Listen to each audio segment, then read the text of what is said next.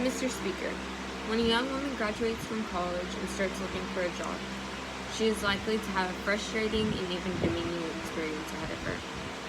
If she walks into an office for an interview, the first question she will be asked is, "Do you type?"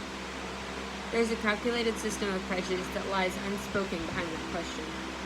Why is it acceptable for women to be secretaries, librarians, and teachers, but totally unacceptable for them to be managers, administrators, doctors, lawyers, and members of Congress?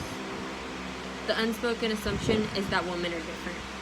They do not have the executive ability, orderly minds, stability, leadership skills, and they are too emotional. It has been observed before that society for a long time discriminated against another minority, the blacks, on the same basis. They were different and inferior. The happy little homemaker and contented old darky on the plantation were both produced by prejudice. As a black person, I am no stranger to race prejudice. But the truth is that in a political world, I have been far more often discriminated against because I'm a woman than because I'm black.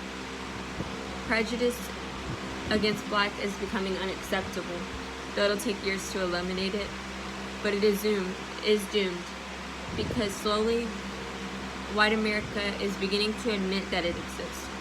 Prejudice against women is still acceptable. There is very little understanding yet of the immortality involved in double pay scales and the classification of most of the better jobs as for men only. More than half of the population of the United States is female, but women only occupy 2% of managerial positions. They have not even reached the level of tokenism yet. No women sit on the AFL-CIO Council or Supreme Court. There have only been 2 women who have held cabinet rank, and at present there are none. Only 2 women now hold ambassadorial rank in the diplomatic corps. In Congress, we are down to 1 senator and 10 representatives. Considering that there are about 3.5 million more women in the United States than men, the situation is outrageous. It is true that part of the problem has been that women have not been aggressive in demanding their rights. This was also true of the black population for many years. They submitted to oppression and even cooperated with it.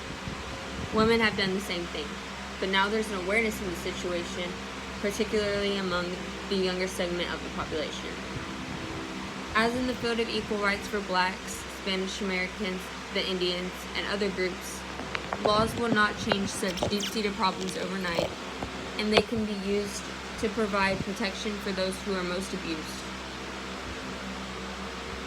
and to begin the process of a voluntary change by compelling the insensitive majority to re-examine its unconscious attitudes.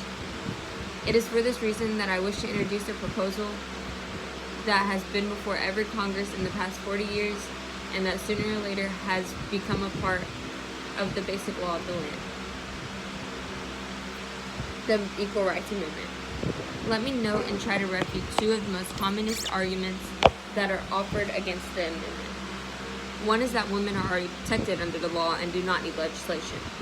Existing laws are not adequate to secure equal rights for women.